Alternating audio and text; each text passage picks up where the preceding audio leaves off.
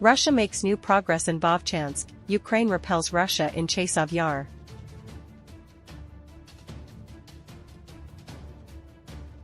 EU representatives acknowledged Europe's double standards.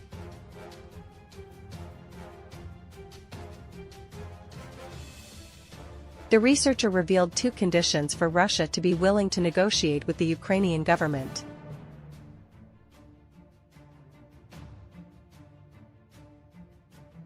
Afghanistan will build a logistics center to transport oil to Russia.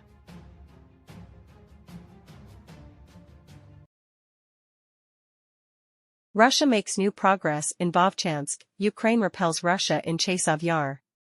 Ukrainian officials said there were more than 20 casualties from Russian airstrikes on an entertainment area just outside the city of Kharkiv, northeastern country today, May 19.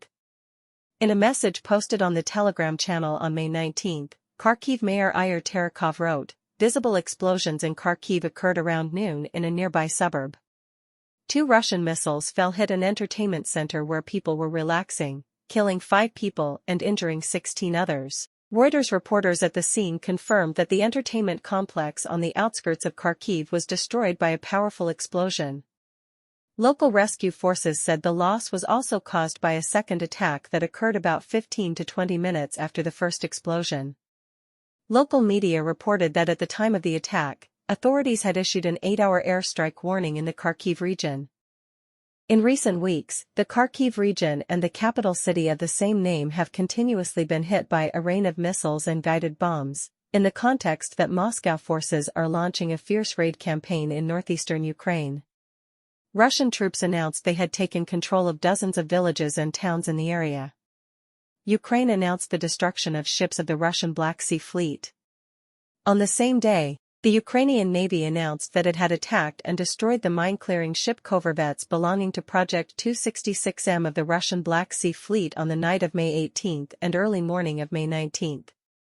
According to Ukraine's Pravda newspaper, the corvette's ship is 61 meters long and has a crew of 70 people. Russia has improved and upgraded the ship that specializes in searching and destroying naval mines and guiding ships through this minefield.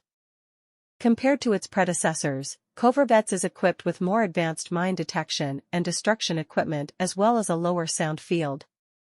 The Russian side has not yet commented on the information recently announced by the Ukrainian Navy. The Ukrainian army repelled the Russian raid at Chasiv Yar. Moscow takes control of the village of Staritsia in the Kharkiv region.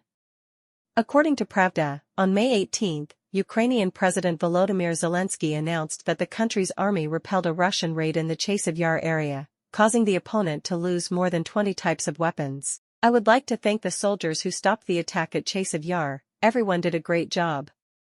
We must also not forget about other fronts, besides Kharkiv. The situation at Kramatorsk, Pokrovsk, Kurakhov or the south is still difficult, but Ukrainian forces are still holding their position," Mr. Zelensky said. Local media said that 3 units under the Ukrainian Defense Intelligence Agency, Kraken, Arten and the International Corps, repelled the Russian attack.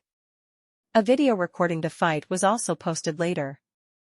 "There is not a single enemy soldier in Chasiv Yar. This city is still under our control," Ukraine's intelligence agency said.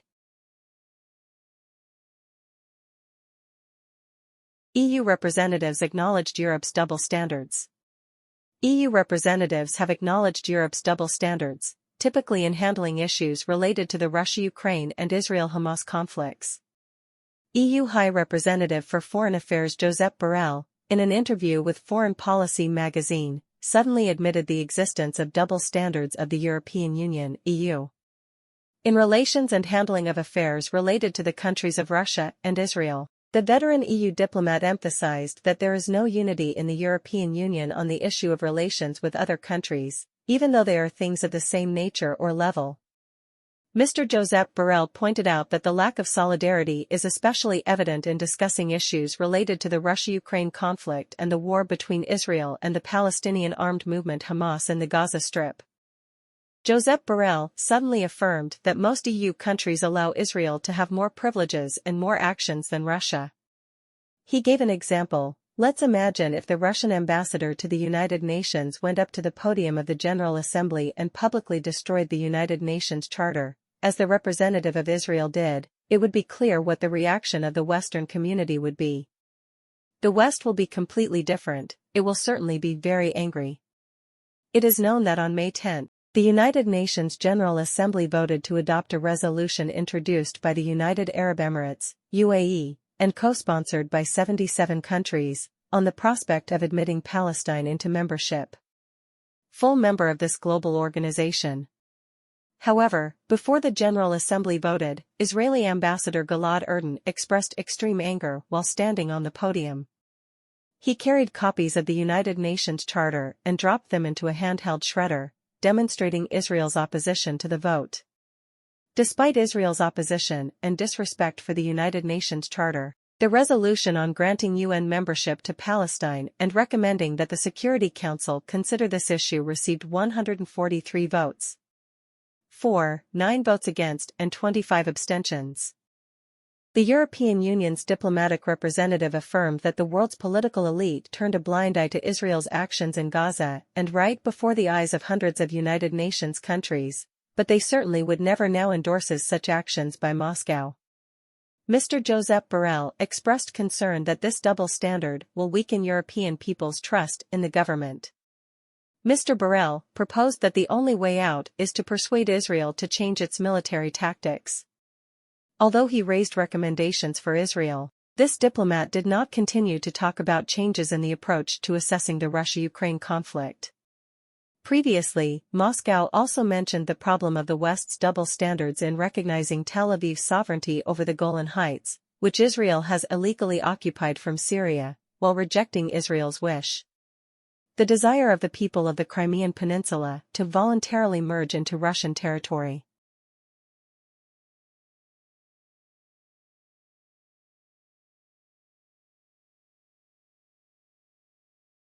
The researcher revealed 2 conditions for Russia to be willing to negotiate with the Ukrainian government. Political scientist Sergei Mikheyev told RIA Novosti that the Russian side is ready to negotiate with the Ukrainian authorities if 2 important conditions are met, in which Russia's interests must be taken into account. According to Sergei Mikheyev, Russia is ready to negotiate if 2 conditions are met: Ukraine's political and military neutrality and guarantees. Putin has never refused negotiations, but he said one simple thing. First, if there are negotiations, who will provide the guarantees? And secondly, or rather, the most important thing to take into account is Russia's interests, said the scientist. And Russia's interests here are simple: Kiev's neutrality.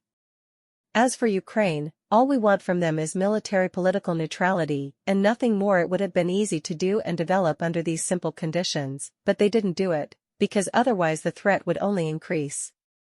President Vladimir Putin previously said that attempts to impose on Russia conditions for resolving the crisis in Ukraine will end up as attempts to cause strategic failure for the country. The Russian president noted during a press conference in Harbin, China, that formulas for peace in Ukraine are not based on the actual situation, cannot be discussed. Switzerland will host a conference on Ukraine on June 15 to 16 near the city of Lucerne. Press secretary of the Russian embassy in Bern Vladimir Koklov previously told RIA Novosti that Switzerland did not invite the Russian Federation to participate in the summit on Ukraine. The Russian side said that Russia would not participate even if invited. He added that the idea of a peace conference in Switzerland is unacceptable to the Russian Federation, as it wants to promote an unworkable peace formula that does not take into account Russian interests. Zelensky's legitimacy. Also related to negotiations, speaking at a press conference in China on May 17, President Putin mentioned the legitimacy of Ukrainian President Zelensky, as Mr. Zelensky's term will expire on May 20 but postponed the election due to fighting. The issue of Zelensky's legitimacy, Putin said, is something that Ukraine's political and legal system must resolve, first of all the Constitutional Court. He noted that the country's constitution foresaw different variations. But for us, this is very important because if it comes to signing any documents, certainly we should sign documents in such an important area with the authorities, Putin explained. Legal. He added that the Kremlin was in regular contact with President Zelensky before the conflict broke out. Ukraine's constitution prohibits holding presidential or parliamentary elections during wartime.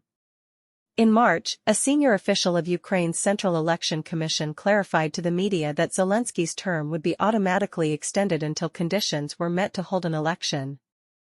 This month, Justice Minister Denis Malieska confirmed this to the BBC. In late April, Kremlin spokesman Dmitry Peskov said that soon the time will come when many people, including those in Ukraine, will question President Zelensky's legitimacy. A survey conducted by the Ukrainian polling agency Sosis in early March showed that the incumbent president would lose to Ukraine's former top commander, General Valery Zelensky, if both ran. The following month, the German newspaper Tagesspiegel reported that public support for authoritarian Zelensky had dropped to 61%.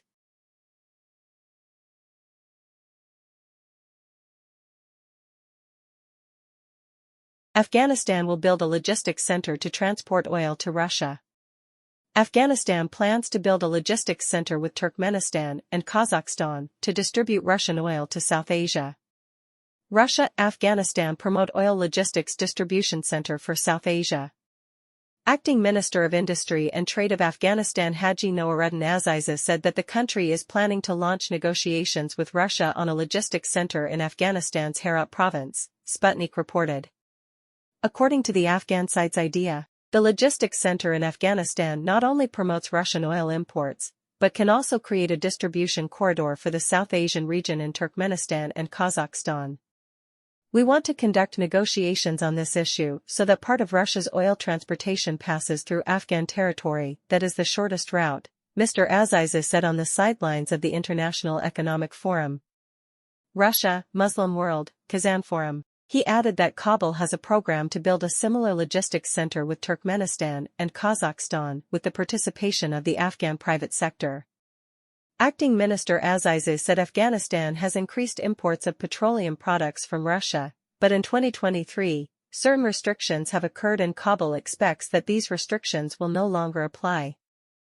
We had an agreement with Russia. We also launched an oil import program with more active participation in the private sector. Then oil supplies to Afghanistan began.